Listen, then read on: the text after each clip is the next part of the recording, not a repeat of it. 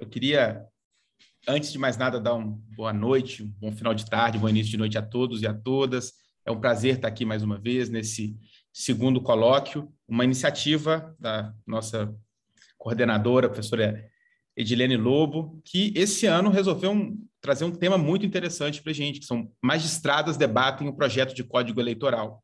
E tudo isso em uma perspectiva que envolve novas tecnologias, democracia digital e também os direitos fundamentais.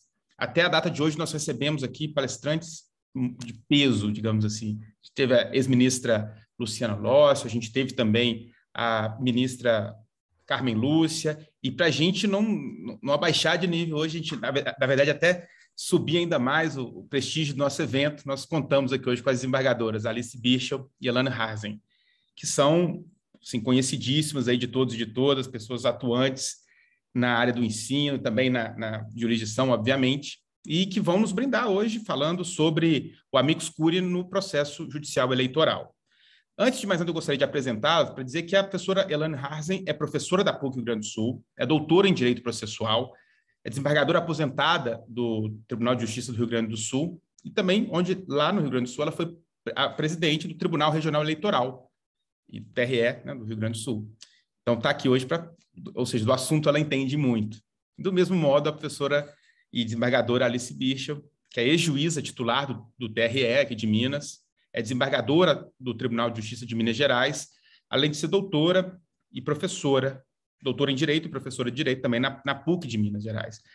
E para debater com as nossas convidadas hoje, para dialogar, enfim, nós temos aqui a professora Edilene Lobo, que é advogada eleitoralista, conhecida também por todo mundo, e de quem eu tive a honra de ser aluno, e continuo sendo um eterno aprendiz. A professora Edilene é uma inspiração para todos nós, e ela que vai conduzir o nosso bate-papo aí hoje, vai ponderar e, enfim, dialogar com as nossas convidadas.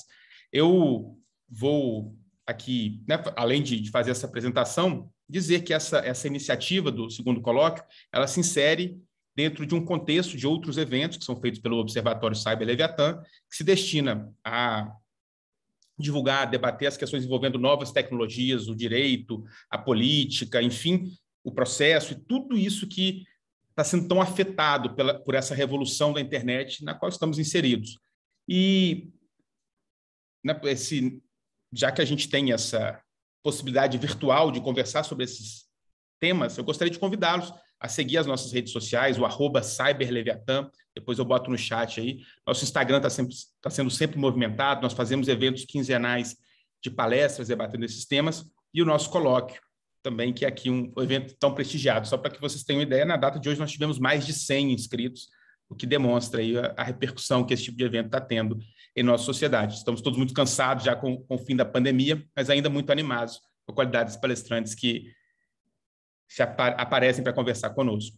Então, para a gente dar início ao nosso evento e parar de falar aqui, deixar as nossas estrelas brilharem, eu queria chamar a doutora Elaine Harzen para falar com a gente, vai falar por 15 minutos sobre a temática, introduzindo aí. Então, doutora Elaine, fique à vontade, prazer ouvi-la. A senhora precisa ligar o microfone.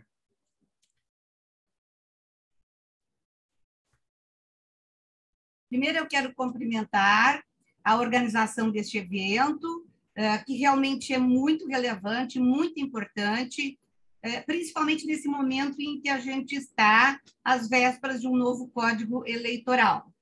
Cumprimento o trabalho de todos, na pessoa da doutora Edilene. É um prazer estar aqui, é uma honra para mim dividir este espaço em debates de tamanha relevância. O tema amicus curiae no processo judicial eleitoral e o novo Código Eleitoral, naturalmente, né, é um tema que sempre me causou bastante interesse, não só no âmbito do processo judicial eleitoral, mas também no processo civil. Nesse sentido, eu quero começar, a título de introdução, a fazer algumas observações do amicus curiae no processo judicial de um modo geral. A figura do amicus curiae não chega a ser novidade no direito processual brasileiro, porque já se previa a figura de um terceiro sem interesse próprio, jurídico, na demanda, em alguns estatutos específicos em passado recente. A primeira notícia de intervenção de um terceiro não interessado no curso de um processo, ainda que não se valendo da expressão amicus curiae, é a da Lei número 8.894, do ano de 94, que dispõe sobre a Comissão de Valores Mobiliários. Mas foi as leis que regulam os processos objetivos de constitucionalidade ou inconstitucionalidade que realmente acabaram por dar maior visibilidade à figura do amicus curiae. Nesse sentido, a Lei 9.868, de 99, a Lei 9.882, também de 99, e a Lei 12.063, de 2009, que regularam a ação direta de inconstitucionalidade, a ação direta de constitucionalidade e a arguição de descumprimento de preceito fundamental. Foi, porém, com o Código de Processo Civil de 2015 que se formatou com mais precisão a intervenção no processo desse terceiro, vamos dizer assim, distanciado das partes, mais precisamente no artigo 138 daquele estatuto. Já no processo judicial eleitoral, o amicus curiae não foi assim tão bem recepcionado, tão bem visto. Nesse sentido, a resolução do TSE de número 23.478, de 2016, que teve o objetivo de regular a aplicação subsidiária ou supletiva do Código de Processo de 2015, conforme artigo 15, aos feitos eleitorais. E no artigo 5º desta resolução, houve vedação expressa da intervenção de amicus curiae nos processos judiciais eleitorais. É verdade que esse entendimento firmado pelo TSE em sede de resolução, ele não foi muito bem aceito, não foi aceito de forma unânime pela doutrina, que persistiu lutando pela figura do amicus curiae também nos processos judiciais eleitorais. Chegando a ter vozes que defendiam a legitimação de terceiro não interessado em determinadas demandas eleitorais, até porque cada vez mais há ações que escapam ao velho modelo privatista e de cunho exclusivamente individual, tendo sendo citadas, a exemplo, a AIRC, a arguição de impugnação ao registro de candidatura, e a AIME, ação de impugnação ao mandado eletivo, sem descartar outras hipóteses, como ages e representações específicas que possam levar à cassação ou do registro ou do diploma do mandato. Tais ações ganham um caráter de coletividade, considerando a extensão dos efeitos que a decisão nelas proferida produzirá, atingindo, inclusive, todos os eleitores envolvidos no respectivo pleito. Nesse sentido, inclusive, se diz que o Poder Judiciário, através da Justiça Eleitoral, compõe uma espécie de terceiro turno das eleições. De qualquer sorte, a proposta do novo Código Eleitoral superou essas discussões para admitir expressamente o amicus curiae no processo judicial eleitoral, prevendo o seu cabimento e o seu procedimento nos artigos 669 a 673, sobre o rótulo de capítulo 3 do amicus curiae, que integra o título 2 dos sujeitos processuais, que, por sua vez, integra o livro 20 das normas processuais eleitorais. Então, quem é esse amicus curiae? Para se falar do amicus curiae no processo judicial eleitoral, é importante, em breves linhas, primeiro, interpretar e visualizar esse sujeito processual e sua função no processo. Na doutrina processual civil, é dominante o entendimento de que o amicus curiae intervém no processo como terceiro, sem interesse jurídico próprio, no objeto da demanda, que não deixa de ser também um traço definidor de sua legitimação. sendo também visto como importante marca do modelo do processo colaborativo e democrático, ou, em outras palavras, o modelo de processo constitucionalizado, implicando a mais ampla e possível intervenção da sociedade na construção da prestação da jurisdição adequada. Nesse caminho, a doutrina especializada, a partir da interpretação do artigo 138 do CPC, destaca duas funções distintas a serem exercidas pelo amicus curiae no processo. A primeira, o amicus curiae instrutório, e a segunda, o amicus curiae representativo. Não tem uma ordem de importância, que é apenas colocando, né, para os didáticos. Em síntese apertada, o amicus curiae se afeiçoa mais à função instrutória, amicus curiae instrutório, quando se trata da especificidade do tema, ou mesmo quando da relevância da matéria, porque estaria ele munido de conhecimento técnico e específico diferenciado, podendo contribuir para a decisão judicial seja mais adequada e possível às particularidades fáticas ou mesmo jurídicas da demanda. Por outro lado, teríamos a figura do amicus curiae representativo quando a demanda se qualificar pela repercussão social da decisão, por vezes também combinada com a relevância da matéria, nas hipóteses em que esta relevância estiver atrelada a um número significativo de destinatários da decisão. Destinatários da decisão, mas que não integram o processo. É nessa hipótese que o órgão, a pessoa natural ou a pessoa jurídica, a exercer a função de amicus curiae, deve deter uma representatividade adequada, palavras do Código de Processo Civil. Eventualmente, o amicus curiae pode até se legitimar de forma cumulativa pelas duas funções distintas, instrutório e representativo. Numa ou noutra situação, a intervenção do amicus curiae está diretamente ligada ao seu papel de colaborar, essa é a palavra mágica, com o aperfeiçoamento das decisões judiciais, considerando, inclusive, essas novas dimensões das relações humanas, sociais, culturais, econômicas ou políticas que os novos tempos nos oferecem. Possível, pois, afirmar que toda demanda eleitoral é, de certa forma, relevante, trata da democracia, e de repercussão geral, na medida em que estende suas consequências à própria democracia e, mais especificamente, ao sufrágio e ao exercício dos mandatos, ou seja, aos direitos políticos fundamentais, mantendo ou revertendo o resultado das urnas, ratificando ou simplesmente aniquilando a vontade do eleitor.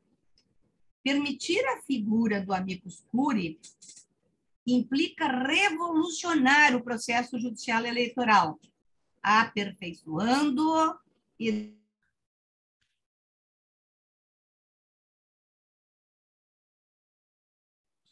a professora Elaine disse que estava com um pequeno problema de conexão lá no Rio Grande do Sul, está chovendo muito e aparentemente houve algum tipo de intermitência durante a fala.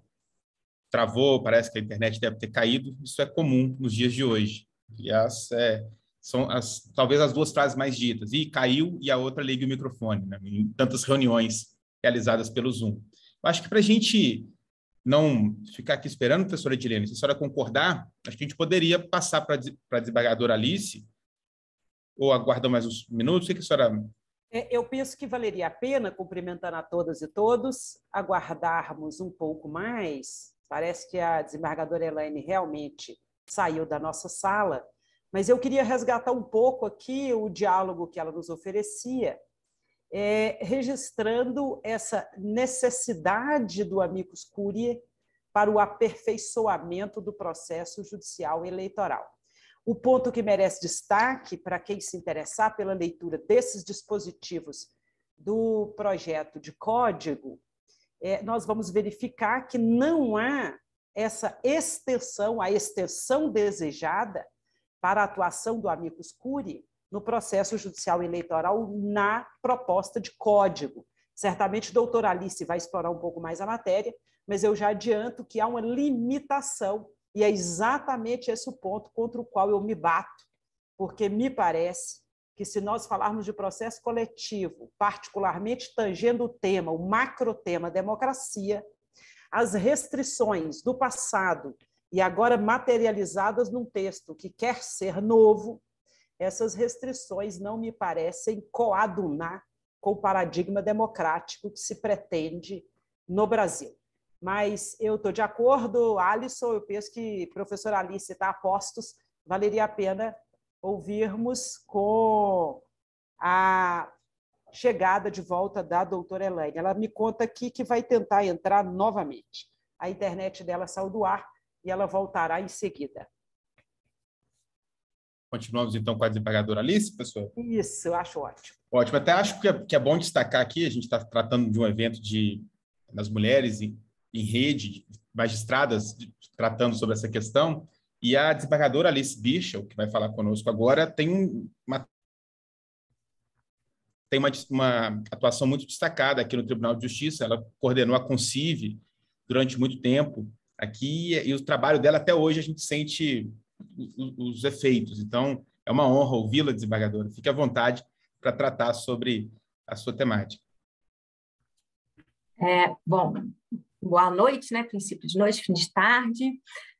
Primeiro, eu gostaria realmente, né, de enaltecer a doutora Edilene Lobo pela iniciativa deste simpósio, né, que traz mulheres. Eu vou confessar, inclusive porque fui citada como a questão da Concive, para quem não sabe, é a Coordenadoria da Mulher em Situação de Violência, voltada para as questões de proteção da Lei Maria da Penha, e eu fui superintendente no tribunal por 2 anos.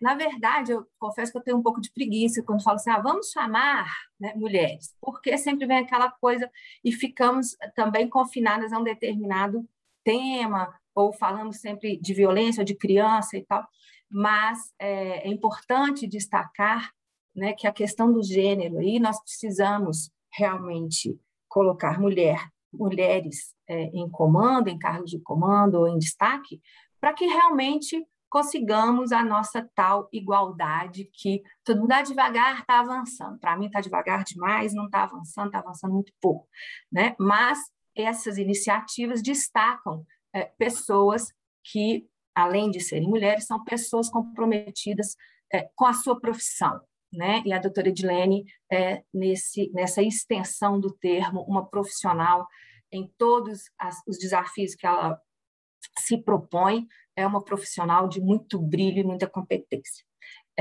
E eu tenho certeza que esse seminário não será diferente. Então, com esse agradecimento, e aqui agradeço também a presença de todos os homens, né? E para que nós sigamos bem assim, democraticamente.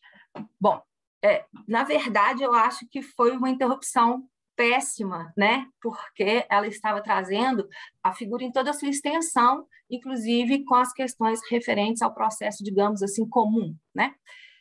O que acontece no Amicus Curiae, eu vejo, por exemplo, né, quando eu trabalho com direito de família, e a intervenção, normalmente, de órgãos, como, por exemplo, o IBDFAM, em um processo lá que tenham interesse, ou da própria OAB, né, num processo mais regulamentar. O que é importante aqui, que eu acho da gente lembrar, é a situação em que o Amicus Curiae foi colocado, então, para não entrar no tema já tratado pelo professor Elaine, mas para nós pontuarmos a rediscussão do Amicus Curiae no processo eleitoral. Então, a partir de que momento que o projeto vem tratando disso? É importante que nós coloquemos aqui um dado histórico do Amicus Curiae no processo eleitoral, que é a questão do julgamento da ação referente ao mandato eletivo da chapa Dilma Temer, né? Foi ali que o TSE, já em vigor o Código Eleitoral, foi aí que ele, então, entendeu pela resolução de 16, né, resolução, só porque agora eu já estou um pouco afastada do direito eleitoral, então eu anotei alguns números para que não fale errado assim. Então, a partir da resolução 23478 de 2016, o TSE já tendo a Dilma perdido seu mandato, o TSE entendeu, né, que não caberia, embora o Código de Processo Civil já trouxesse a figura do amicus curiae, que não caberia no processo eleitoral. E, mutatis mutandis, e em síntese, o fundamento maior é que o amicus curiae atrapalharia a celeridade processual. E aí, como processualista, eu tenho um ponto importante a colocar para o debate, certo? Repetidas vezes nós vimos, inclusive foi também um fundamento destacado pelo ministro Fux, que a celeridade tem sido colocada acima, a meu ver, dos demais princípios. E com isso nós perdemos muitas e substancialmente perdemos a participação de todos no processo e essa pouca visibilidade dos outros princípios. Então, o que eu costumo dizer é que há processos, e aí eu vou fazer uma analogia até um pouco grosseira, como, por exemplo, o processo de adoção, em que todo mundo diz que devemos sempre é um argumento, reduzir o estágio de convivência, porque o grande problema do processo é o estágio de convivência e, portanto, não precisaria de um estágio de convivência que hoje é de, no mínimo, 60 dias. Bom, e aí a gente vem pensando assim, qual o fundamento disso? É uma criança que nós estamos dando em adoção para sair do país, inclusive, às vezes, porque tem estrangeiro. Doutora Elaine voltou, fiquem à vontade para me interromperem, se preferirem, né, voltar à palestra dela. Doutora Edilene. Acho que ela pode concluir, professor? O que a senhora acha? Eu concluo só essa ideia e volto para a doutora Elaine, pode ser? E daí ficaria essa analogia. As falas interrompidas não tem sentido. Depois eu, então, faço a complementação, tá bem? Eu não sei, doutora, porque a senhora estava falando sobre a evolução disso no Código de Processo Civil. Eu só queria, então, acho que não tem problema, eu não me sinto incomodada. Eu posso terminar essa analogia e aí a senhora continuaria, porque eu estou fazendo mais... melhor. Tá. Então, só para terminar, então, assim, é sempre o discurso da celeridade. E aqui eu entendo que há um fundamento muito maior para a participação, que é exatamente a proximidade do procedimento eleitoral e do processo eleitoral com a cidadania, né, com a força do voto. E essa força do voto, através, inclusive, do amicus curiae, faz com que o processo eleitoral seja muito próximo da sociedade, né, em que esse requisito da relevância do assunto tratado, que justifica a presença do amicus curiae, é muito superior a qualquer celeridade. Até porque, por experiência, vim eu do quinto, né, sou honrosamente, oriunda do quinto constitucional, da advocacia. O que nós vemos na prática, mudam-se as leis, muda o Código de Processo Civil, mudam-se os ritos, mudam-se, mas continuam-se lentos os processos, né? Então, essa celeridade, por restrição de direitos e restrição de participação, não é realmente, me parece, o fundamento maior. Até porque nós sabemos que o processo, normalmente, a demora do processo, ela é muito mais administrativa, né, com os AUAU, então, ou está com vista com o MP, ou está com vista com o desembargador, ou com o juiz, ou está com o advogado XYZ, ou está na secretaria, né? Então, os dias que se perdem ouvindo amicus curiae, entre a fundamentação que ele trará, às vezes será muito mais relevante do que ir celere e não ter essa fundamentação que pode ser inovada e trazida por esse que, aparentemente, como diria a doutora Elaine, é aparentemente um terceiro, porque ele não tem interesse no resultado daquele processo, mas que o interesse é muito maior, porque o interesse está respaldado num valor maior, que é a repercussão geral. né, que na verdade é isso, quer dizer, qual a repercussão geral que esse processo tem que justifique a intervenção de um terceiro que, em tese, seria procedimentalmente e processualmente um nada jurídico, mas esse terceiro tem um conhecimento técnico tão importante que justifica a sua participação, a sua intervenção. E aí eu transfiro de novo para a doutora Elaine a palavra, se me permitem os mesários, para usar uma palavra eleitoral. Muito obrigada. Acho que estamos fazendo um jogral, parece. Eu não pude ouvir toda a sua fala, porque eu realmente fiquei completamente desconectada, mas pelo final que eu acompanhei, acho que estamos assim navegando em mares muito semelhantes. Justificando aos ouvintes, Porto Alegre está com um temporal, ventos e tempestade, água e chuva, e isso causou aqui simplesmente desligou tudo, toda a energia do prédio desligou. Então, peço desculpas, mas não tinha o que fazer, né?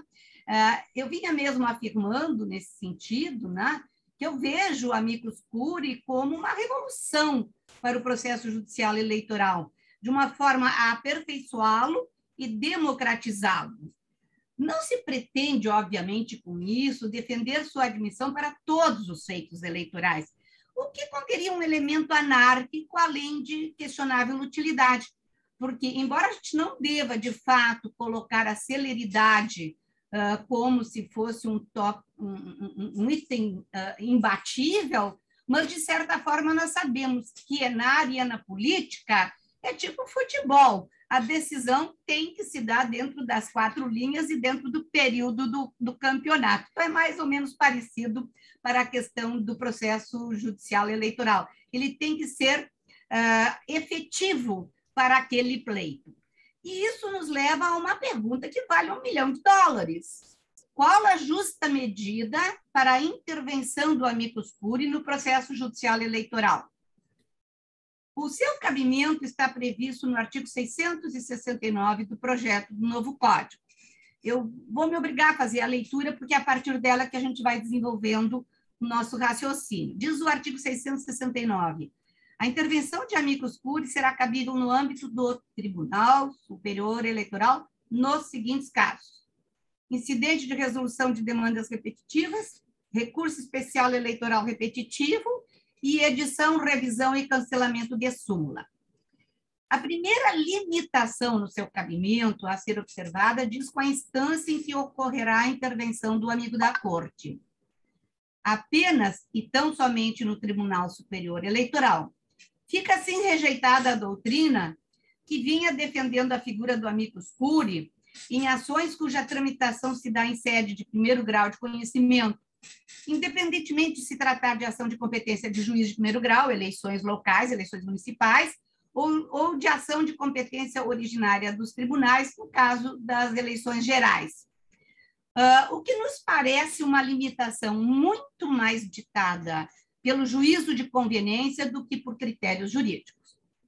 Outra restrição decorre da previsão específica dos processos, ou melhor dizendo, das fases dos processos, em que se admite a intervenção. Tanto o IRDR como o recurso especial eleitoral repetitivo e o próprio procedimento de edição, revisão e cancelamento de súmula correspondem a etapas ou fases recursais, quando o processo já está na jurisdição recursal. O IRDR, como incidente cuja pertinência encontra espaço na repetitividade de processos que contenham controvérsia sobre a mesma questão unicamente de direito, presente a ofensa à isonomia e à segurança jurídica, artigo 860 do Código Eleitoral, e cuja competência é atribuída aos tribunais. Os recursos repetitivos, nem precisa se dizer, artigo 821 do Código Eleitoral, é da competência recursal dos tribunais. O tradicional incidente de edição, revisão e cancelamento de súmula, inclusive por previsões regimentais, compete sempre aos tribunais e pressupõe decisões judiciais consagradas numa determinada orientação.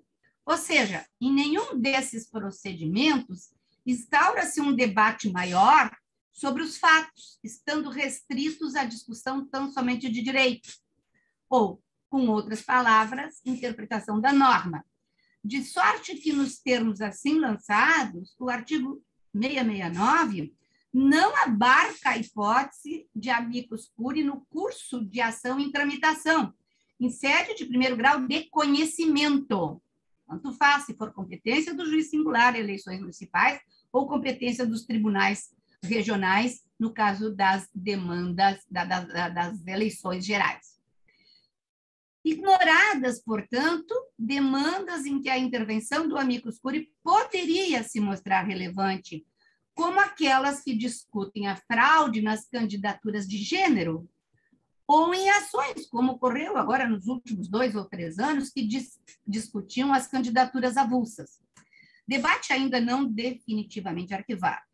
Nesses casos exemplificativos, teríamos como tema jurídico as condições de elegibilidade, ambas com foco no conceito coletivo, seja a questão de gênero, seja a questão de não vinculação a partido político.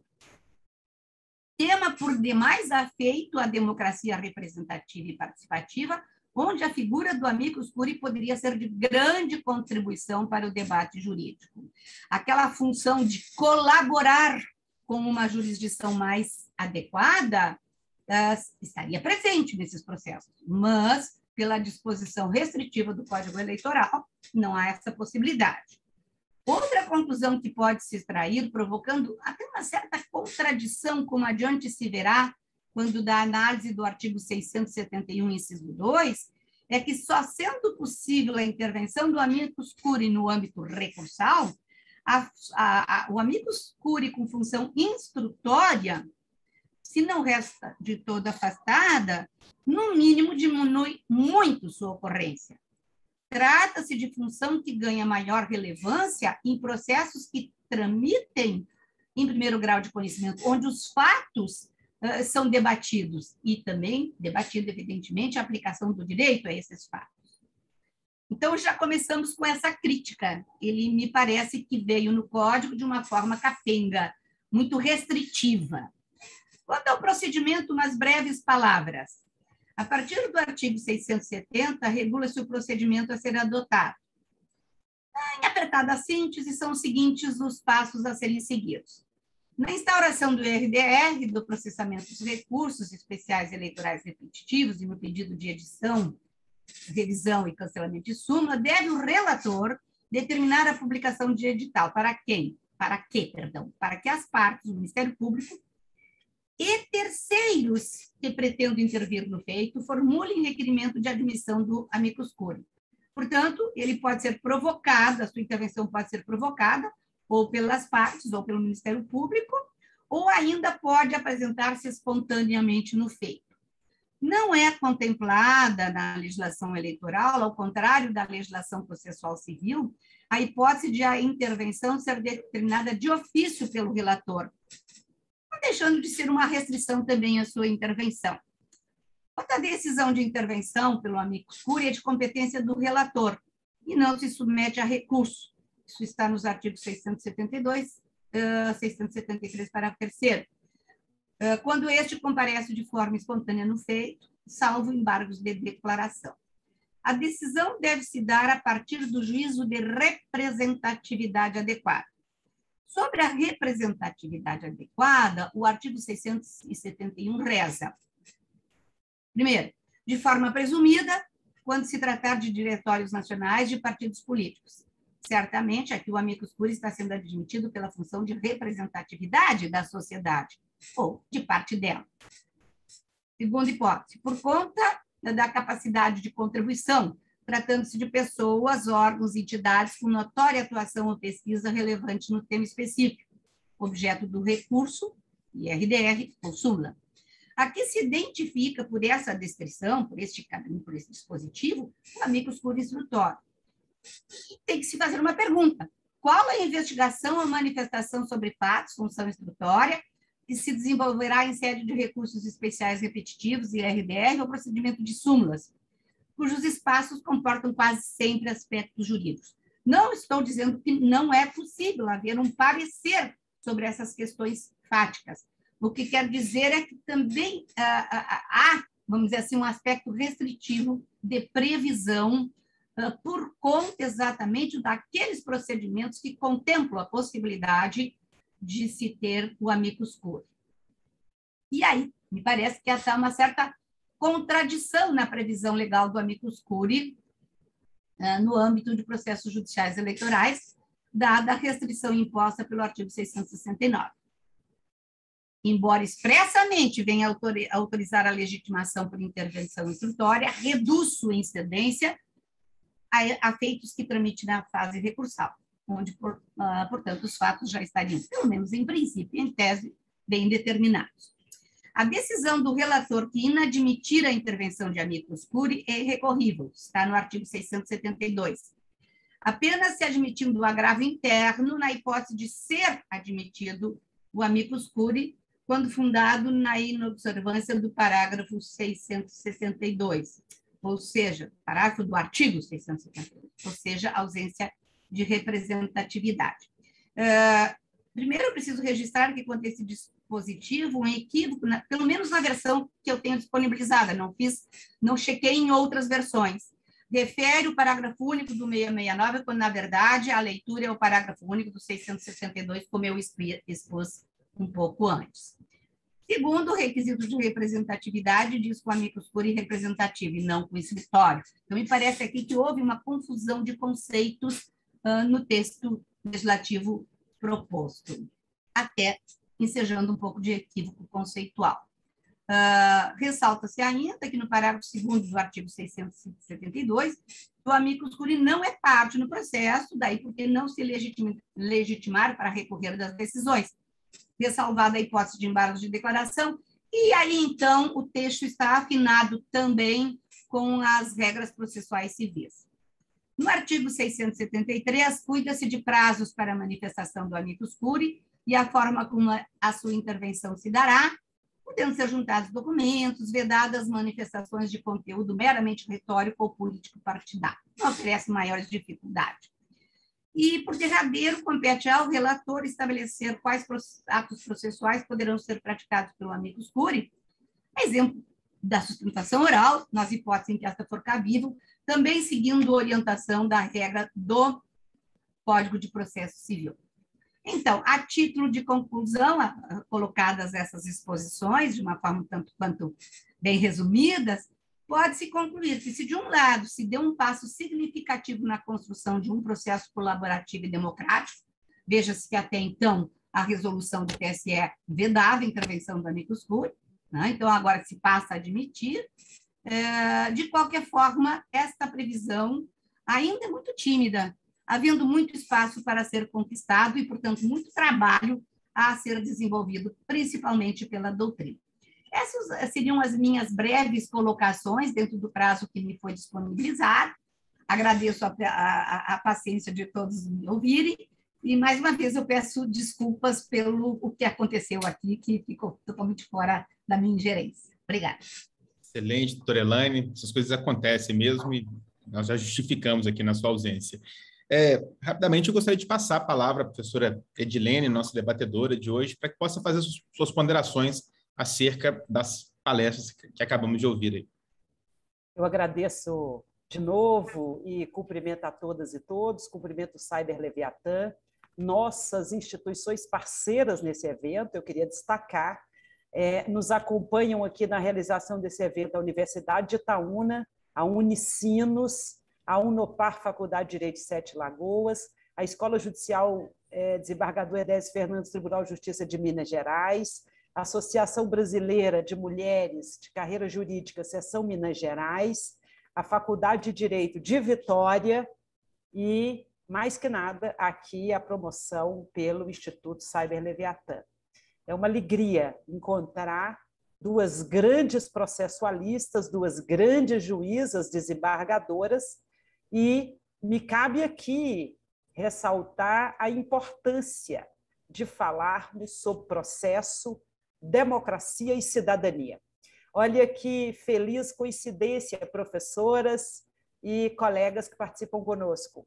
Nós três temos formação em processo civil, nós três temos formação em processo civil pelas mesmas instituições e calhou aqui de atuarmos todas no campo eleitoral, seja na magistratura, as duas brilhantes, como pude acompanhar muito de perto, seja que eu, como advogada, atuando nessas várias lides eleitorais. Muito bom, muito feliz, e principalmente feliz com a nossa plateia, privilegiada, aliás, porque também estudiosos e estudiosas do processo judicial eleitoral como processo coletivo. Nós temos alunas e alunos do mestrado e do doutorado da Universidade de Itaúna, e temos também alunos da graduação, por exemplo, os meus alunos de Direito Eleitoral, que nesta semana, na terça-feira, falamos exatamente do processo judicial eleitoral e o elenco de ações. Então, o tema é de extrema importância. E eu estou com ambas as palestrantes para destacar que o amicus curiae não mereceu, no projeto de código, não mereceu a atenção e a importância que ele tem. Como, de resto, não vem merecendo no processo coletivo brasileiro. Eu observo, colegas, uma recusa a um modelo adequado de processo nos termos dos limites da própria Constituição brasileira. E aqui eu acho que a boa pergunta que as nossas palestrantes trouxeram e que merece a nossa reflexão é: qual a justa medida para a participação do amicus curiae no processo judicial eleitoral? Eu apresento um esboço sobre essa questão e, para ser coerente com o que veio professando há bastante tempo nos meus escritos, eu entendo que não há ainda no Brasil um modelo adequado de processo judicial eleitoral que corresponda ao processo garantia, cujo centro de gravidade é a cidadania, é o povo. Então, eu não vejo essa correspondência adequada, como não vejo esse cuidado no processo coletivo brasileiro com a participação de outras pessoas, naturais ou jurídicas, que não os chamados representantes adequados.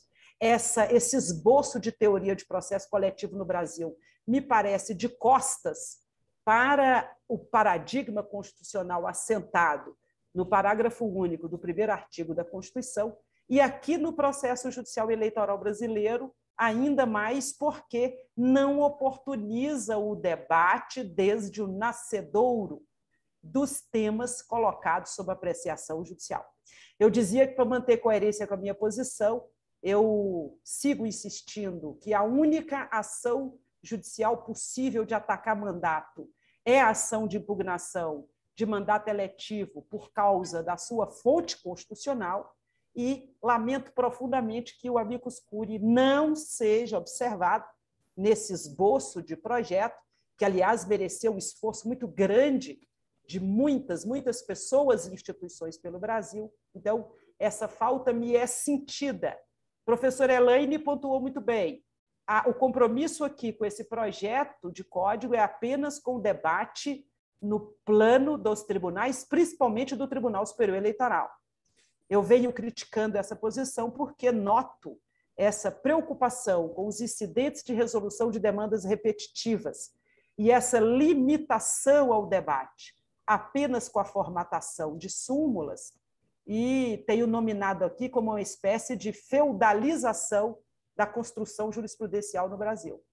Então, eu não acho bem-vinda a ideia, a partir dessa restrição e desse foco exclusivo no Tribunal Superior Eleitoral, para ser mais direta, me parece que é única, exclusivamente essa ideia do amicus curiae no projeto, e entendo que, a se dar validade a esse importante instituto de um processo democrático, ele deveria ser previsto desde o nascedouro das ações judiciais eleitorais brasileiras, em particular a ação de impugnação de mandato eletivo.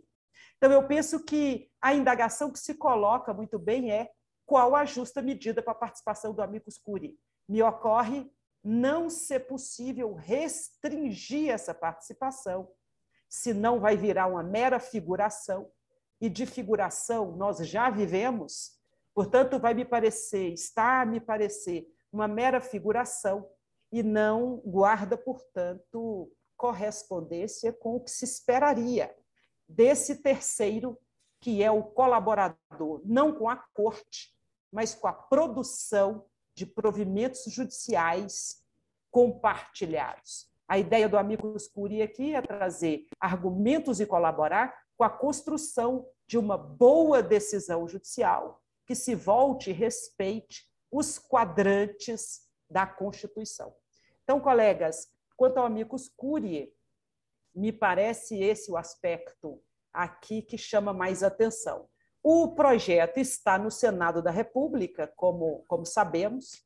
Esperamos, inclusive, que em alguma medida se faça essa reflexão, muito embora nós não temos a ilusão de que se vá romper, por intermédio deste projeto, com a restrição à legitimação para agir no processo judicial eleitoral brasileiro, como, de resto, no processo coletivo. Sabemos todas e todos que só podem manejar ações judiciais eleitorais nos limites da jurisprudência eleitoral partidos não coligados, coligações, agora as federações partidárias, candidatas e candidatos, Ministério Público. De novo, nós estamos falando de feudalização, de argumentação e de debate judicial. Não se trata de uma boa notícia para o modelo que se queira democrático. Entretanto, a jurisprudência brasileira se formou nessa linha já há muito tempo e nós não observamos uma inflexão nessa posição que se cristalizou no TSE, é corroborada pelo Supremo Tribunal Federal e, a meu juízo, ela só faz com que a soberania popular e a participação do povo seja uma quimera quando nós falamos em processo judicial e eleitoral democrático. São essas as minhas pequenas colaborações. Eu sugiro a quem se interessar, doutora Elaine tem um capítulo nesse livro, é um conjunto de livros produzidos pela Fórum, eu também tenho no mesmo volume, no volume 6, Direito Processual e Eleitoral, e aqui, penso, nós conseguimos reproduzir um pouco qual é a nossa posição. Eu, em particular, insisto que o amicus curiae poderá oportunizar, a cuidar dessa extensão aqui que apresento, ele poderá oferecer uma nova teoria mais democrática para o processo judicial e eleitoral brasileiro. Na forma como colocada no projeto de código, não me parece ser essa ideia tão desejada e tão ansiada por nós. Eu agradeço as nossas palestrantes, as participantes, os professores e professoras. Edilene, desculpa te interromper, eu gostaria só de completar o meu raciocínio com algumas questões até trazidas por você e pela professora Elise, se eu puder. Claro, claro. Eu vou só concluir. Eu não sei se você já ia despedir, aí eu Não. Eu estava só agradecendo, porque é sempre tão importante estar com vocês. 2 palavras têm me movido, resistência e gratidão. Então, eu fiz questão de lembrá-las aqui e já entregando a palavra nesse primeiro momento para que as palestrantes se manifestem. Professor Alisson, com você. Muito obrigada. Eu fico aqui às ordens. Obrigado, professora Edilene. Então, vamos já ouvir a desembargadora Alice Birchall. Na nossa programação, nós faríamos exatamente isso. Primeiro elas falariam, a professora Edilene faria o debate, e agora nós abriríamos novamente as palestrantes para que pudessem falar. Vamos dar início, então, com a desembargadora Alice Birchall, para que possa fazer suas ponderações aí por volta de 10 minutos. Tá ótimo. Nem usarei tanto, porque ambas já, se nós virmos, são 5 artigos apenas, né, legislados. Vamos pensando que o código tivesse em vigor, né, já aprovado. Bom, então, é muito pouca coisa, né, muito pouco. Acho que primeiro a primeira crítica que eu faria é como em 5 artigos, né, que ficam sofrendo aí acréscimos, por isso mesmo, de parágrafos e tal, limitar uma matéria tão extensa que seria, né, o amicus curiae. De toda forma, nós temos que lembrar primeiro também, né, a questão da subsidiariedade do CPC. Então, nós poderíamos aí render um pouco mais, e aí a doutora Edilene tem razão, lembrando, inclusive, que as ações eleitorais, em regra, são ações que tratam de direitos indisponíveis. E aí, eu queria pontuar o contrário da celeridade. Enquanto nós pensarmos, né, como pensou a resolução do TSE, no primeiro momento em que o amicus curiae pode atrasar muito o processo, nós podemos ter exatamente o inverso. Às vezes, o nível da colaboração, e aí eu pego uma fala do professor Talani, que diz o seguinte, a importância, eu gosto muito dessa expressão que ele usa, a importância transcendental do amicus curiae, né? Que ela é de 2 níveis. Nós temos o qualitativo, de acordo com o autor, que é a relevância da matéria. E aí nós estamos voltando ao que a doutora Edilene disse, a relevância da matéria eleitoral. E aí eu usava a última expressão de repercussão geral, que é uma expressão que me incomoda muito.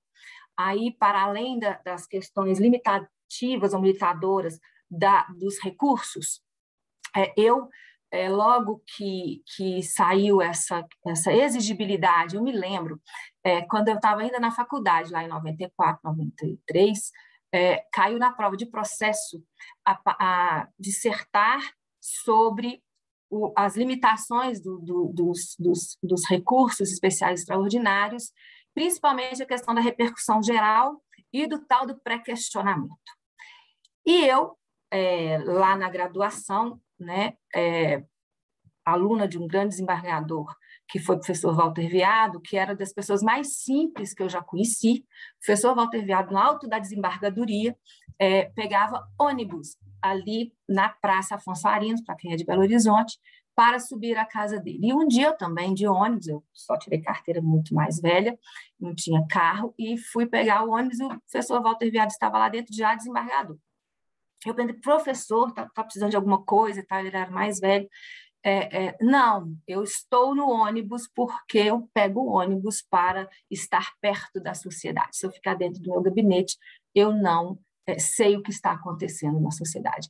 E o processo eleitoral tem isso, né? Ele traz todo o resultado que chega-se à eleição é exatamente as mudanças do país, qual é o pensamento aí da nossa sociedade. Então, pensando nisso, nós teríamos no amicus curiae, e aí as questões técnicas já foram muito bem expostas pela doutora Elaine, e eu não vou ficar aqui rebatendo artigos e tal, porque isso já foi feito, e pela professora Edilene, me coloquei no seguinte sentido, o contrário também pode ser verdadeiro.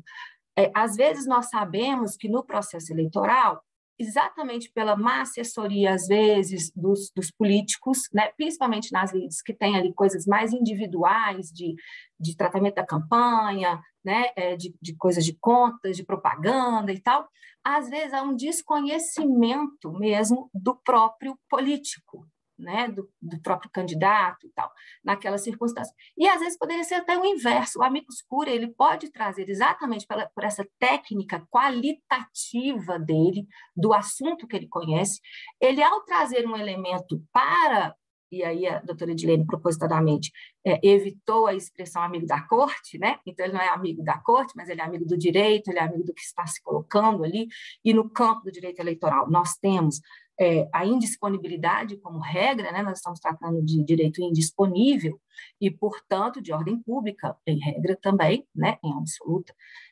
dominância nas matérias ali tratadas, mas ele pode ser um instrumento de celeridade, porque, às vezes, um argumento trazido pelo amicus curiae vai ser muito mais profundo que o que tem sido lá do debate, às vezes, das próprias partes, né? Então, essa expressão do Eduardo Ame, da questão qualitativa da relevância da matéria, né, acrescida pelo quantitativo da repercussão social que uma decisão tem, é extremamente importante. E aí eu faço só uma ligação a uma coisa que antes um pouco, e que a gente poderia aqui colocar como importante, que são, e como juíza lá do eleitoral eu ficava muito incomodada, que são as consultas, né? Então, nós temos que lembrar que é possível também que o amicus curiae intervenha nas consultas, na questão um pouco mais administrativa, né?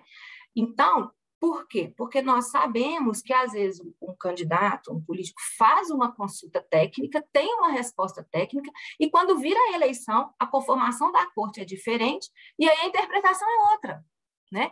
Isso que, para mim, me parece um contrassenso absoluto, porque a pessoa age dentro de uma resposta que a consulta foi dada, né?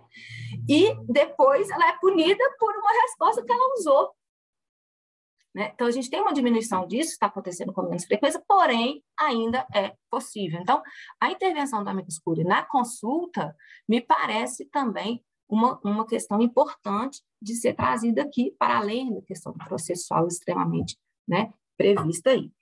E uma outra questão que me coloca sempre na questão, nas lides coletivas, como diz a professora Edilene, e no processo penal, e aí a gente está pensando também no processo penal eleitoral, né, nas questões penais aí, afetas ao direito eleitoral, que é o problema do Ministério Público, né? Não é que é o problema do Ministério Público, são ações que você já entra quando a parte ela já está em desigualdade, né? Que igualdade é essa? Que já tem um judiciário e um Ministério Público, né? E às vezes o Tribunal de Contas, quer dizer, nós temos aí já contra o cidadão comum, que seria o político, né? E nesse momento em que ser político, eu brinco muito com isso, que eu sou um pouco menos formal, doutora Elaine, me desculpe, mas eu brinco muito, eu falo assim, gente, quem é que quer ser político? Né? As pessoas questionando muito assim, vai mudar a lei de improbidade. Aí você pensa, você já leu a lei de improbidade? Você já viu o nível das multas da improbidade e que a gente fica amarrada, né, doutora? E às vezes você fala, não tem jeito, tem que aplicar porque está lá, né, taxativamente para nós e nós temos que aplicar. Então, assim, a improbidade é uma ação que me preocupa muito, porque o Ministério Público entra com improbidade com muita facilidade, né? E aí o candidato já tem contra ele, né, um sistema aí que o vigia o tempo todo, em que ele tem um advogado e está perante um juiz, né, pelo Poder Judiciário, com o Ministério Público além dele, né? Então, é muito desigual essa pseudo-igualdade quando o Ministério Público atua como parte ou como custos legis, não interessa, mas tem o Ministério Público também, enquanto a outra parte só tem o advogado dela, né? Então, a técnica do amicus curiae aí traz também um equilíbrio, né? Então, nem sempre a celeridade será aí o único ponto, e nem sempre quer dizer que porque tem o amicus curiae é prejudicial à celeridade processual, pode ser o contrário, né? Às vezes a atuação do amicus curiae pode até acelerar o processo, né? Pelo menos acelerar o convencimento de quem está ali naquela lide. Então, e uma outra coisa que eu estava pensando, né, é a atuação de ofício. Aí está a grande possibilidade de o juiz, do desembargador, e aqui eu falo no masculino, porque o português para nós ainda não tem gênero reflexivo, né? Então é comum de dois, então eu costumo falar o juiz e o promotor e tal, e isso não me incomoda. Bom, mas a possibilidade aí também de um juiz, um desembargador, um ministro, mais atuante para chamar esse amicus curiae, né? Então, a atuação de ofício aí pode ser determinante, já que a natureza da causa aí nos é tão cara. E aí sempre tendo como princípio a questão mesmo eleitoral. O sistema eleitoral é muito profícuo e muito grande no Brasil em todas as circunstâncias, grande extensivamente, né?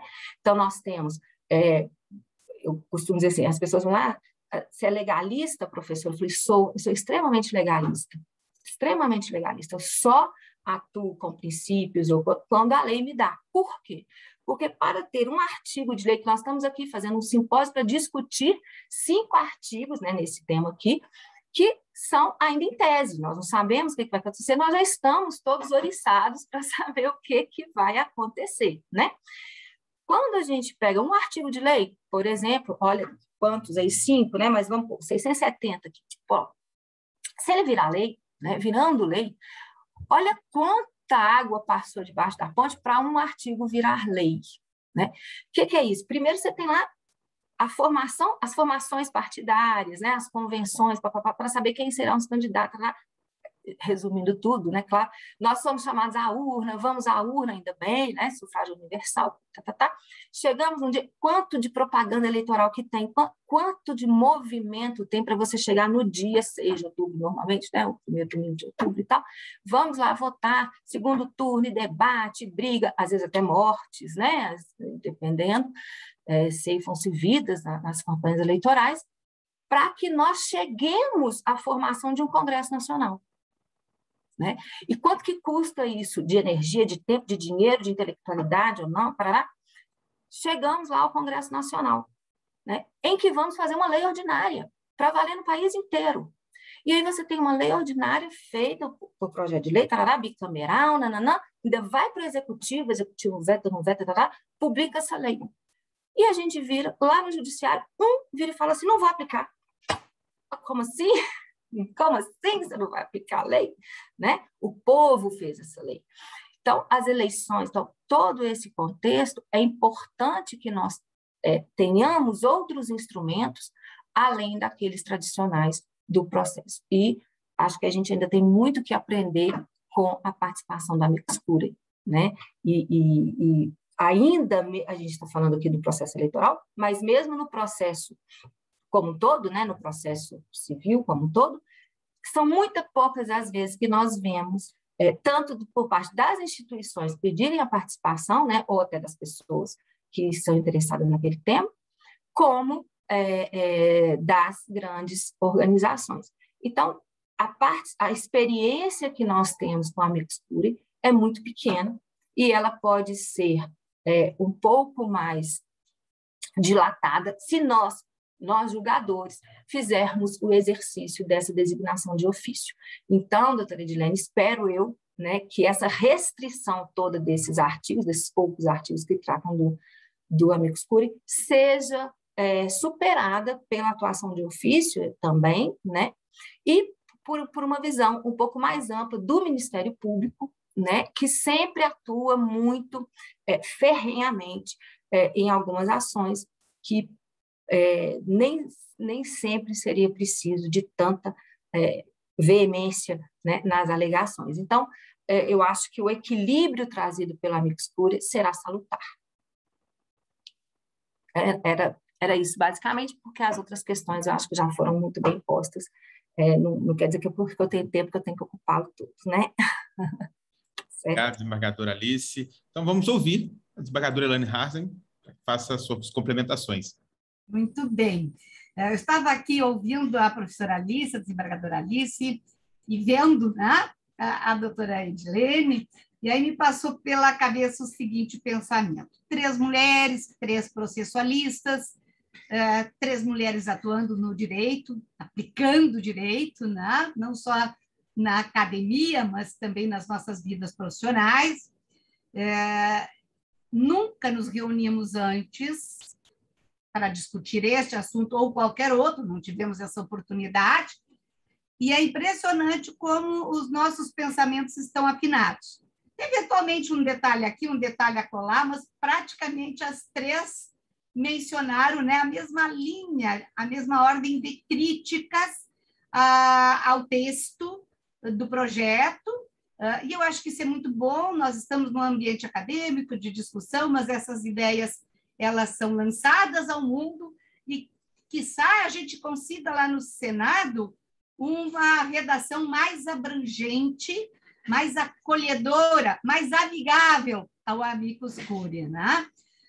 Concordo com tudo que foi colocado e agregaria a professora Edilene, sem dúvida, a AIME, né? É uma ação que tem feição para receber a intervenção de um Amicus Curiae, me parece assim, é um espaço absolutamente adequado, e eu diria que também a arguição de impugnação à candidatura, a AIRC, também me parece, porque trabalha exatamente com o quê? Com as condições de elegibilidade e as causas de inegibilidade.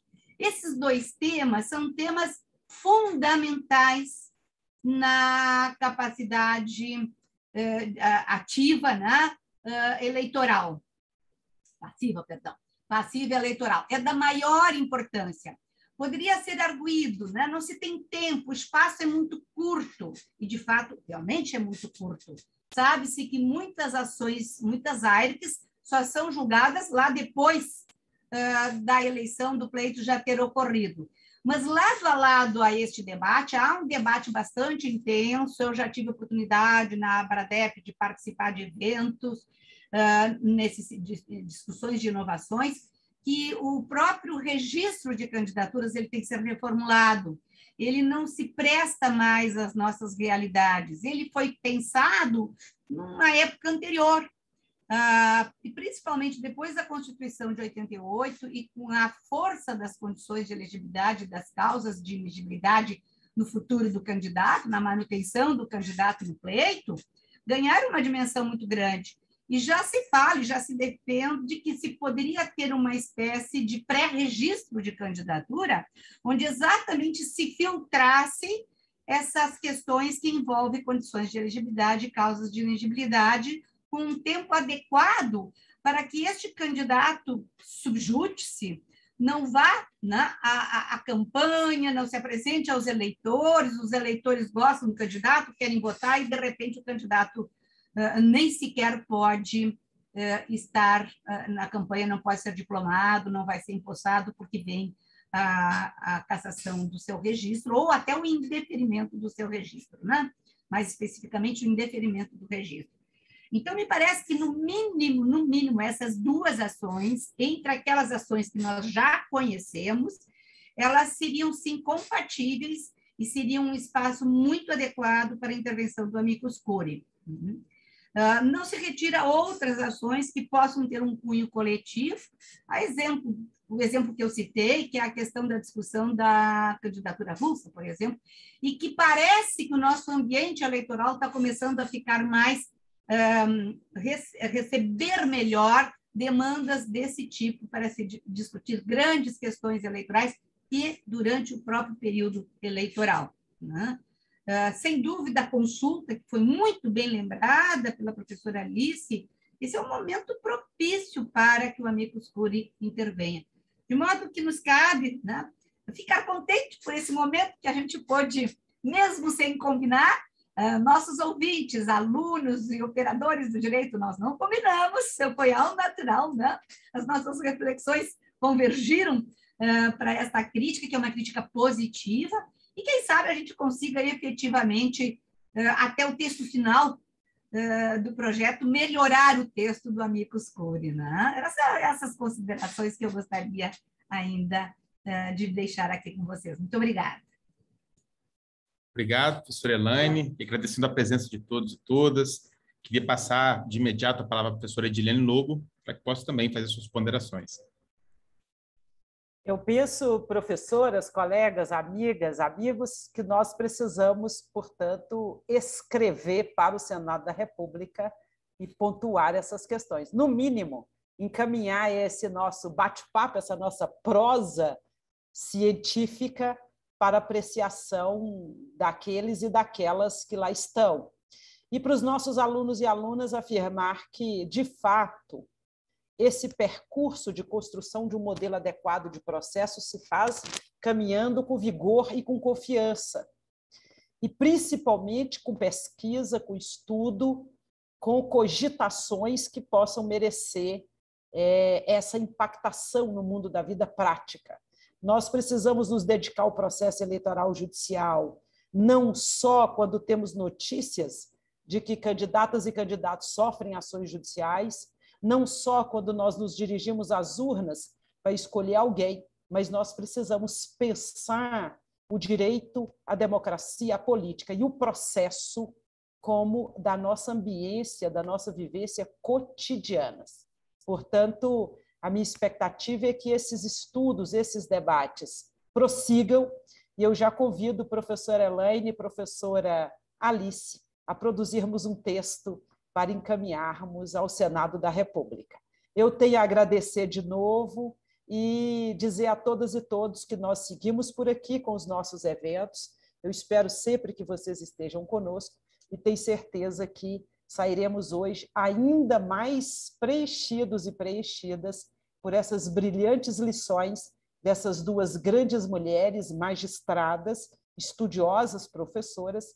Isso para dizer que as mulheres podem, as mulheres devem, as mulheres são capazes e produzem muita ciência. Eu tenho a agradecer, Alisson. Um pequeno detalhe, eu sou aposentada, magistrada aposentada. Mas uma vez magistrada, sempre magistrada. Obrigada. Para a gente encerrar, então eu vou passar a palavra às nossas palestrantes e depois eu volto, mas para que possam se despedir, enfim, não sem antes agradecê-las por passar aqui um tempo conosco e passar tantos ensinamentos para todos nós que aqui estamos. Eu doutorando, tem gente aqui de mestrado, gente da graduação, enfim, é muito legal ter esse tipo de contato e esse tipo de conversa. Então, vou começar agora pela ex-desembargadora, como ela quer, Elaine Harzen, depois eu passo para a desembargadora Alice Bishop. Doutora Elaine, fique à vontade. Muito obrigada. De fato, esses momentos de debate, pesquisa, reflexão, troca de ideias é fundamental. E o direito eleitoral, e mais especificamente o processo judicial eleitoral, está carecendo de encontros como esse. É uma honra para mim estar aqui com vocês, nessas presenças tão brilhantes, e aceito o desafio, professor Edilene. Vamos escrever nós três juntas um texto e vamos encaminhar, sim. Muito obrigada a todos, boa noite. Boa noite, doutora Elaine. Desembargadora Alice, fique à vontade. Bom, só complementar mesmo, primeiro agradecer e aceitar o convite, desafia conosco, né? Mas, doutora Elaine, não a aposentadoria, pelo contrário, né? A gente continuamos, todos nós, né? Mesmo, principalmente quando aposentados, que aí que dá para pensar um monte de coisa, eu deveria ter feito, então agora eu vou fazer, né? Então aí é que é bom mesmo. E não é questão só de ser magistrada, mas de ser magistral. Não interessa onde a senhora está, né? Interessa que vai tá colaborando demais. E uma questão que a doutora Edilene está dizendo, e é verdade, né? O direito eleitoral sempre foi colocado até pelas universidades de lado. Nós não temos, em várias universidades, não existe nem a matéria. Eu não concebo isso, como que pode, né? Com uma justiça tão especializada, a gente não estuda, não é matéria, quando é optativa, né? Mas não é obrigatória. É um campo vastíssimo e necessário, né? Então, é muito importante esses eventos, são muito importantes esses eventos, por conta disso também, para dizer, olha, existe, né? Existe, precisamos de pessoas aí pensando. Então, realmente, nós estamos vendo, eu percebo isso nos meus alunos, um desânimo com a ciência, né? Porque aquela história, na prática é diferente. Não. Então, na prática, se a prática está diferente, ou a teoria está muito ruim, está inadequada, né? Ou a prática está prejudicando a teoria. Então, as duas têm que andar juntas, e nós somos tão melhores técnicos quanto melhores teóricos formos, né? Então, o pensamento, a leitura, né? Em época de tanta... Primeira pandemia nos colocou também muito mais tecnológicos, né? Mas em época de tanta tecnologia, é preciso entender que não se faz direito pelo WhatsApp, muito menos por fake news, né? Mas não se faz ciência pelo WhatsApp, não tem outro jeito. É livro, ainda que seja no tablet ou não sei aonde, mas é no livro, nesses encontros que a gente pode levar as ideias a falarem, né? É a hora que as ideias falam. Então, sempre é muito bom reunir, né? Ainda que virtualmente, mas é sempre muito bom sentir o gosto pela coisa, né? Assim, as pessoas estarem fazendo aquilo que gostam, apesar de criticarem bastante, mas nós gostamos disso, né? Então, sejam muito bem-vindos, bom fim de semana a todos, que a chuva aí deu uma tréguazinha, né? E aqui está um calor danado, e é isso que é o Brasil, né? Assim, ó, igual o direito, um pensa assim, outro pensa assado, mas nós estamos no Brasilzão, né? Muito obrigada por tudo, boa noite. Boa noite, professora Edilene, também quer se despedir? Boa noite, eu me despeço chamando para o nosso próximo evento, Alisson, agradecendo as palestrantes convidando a todas e todos para o nosso próximo encontro. Nós teremos na próxima sexta-feira doutora Maria Fernanda Pires, que foi juíza do TRE, estará conosco palestrando sobre a temática que move este colóquio. Compareçam, eu espero vocês. Boa noite. Obrigado, pessoal. Então, na próxima sexta-feira, teremos o nosso próximo evento. As inscrições são gratuitas, o link em breve será disponibilizado nas nossas redes sociais. Eu queria, além de agradecer a nossa debatedora, a professora Edilene, e as palestrantes, agradecer a todos que vieram, também aos nossos apoiadores, a Universidade de Itaúna, a Unicinos, a Unopar, a Escola Judicial Desembargadora Adésio Fernandes, a FDV do Espírito Santo, também a Associação Brasileira das Mulheres de Carreira Jurídica, a BMCJ, aqui de Minas Gerais. Nos vemos, então, na próxima sexta-feira. Foi um prazer ter com todos aqui e boa noite. Até mais. Boa noite, obrigada.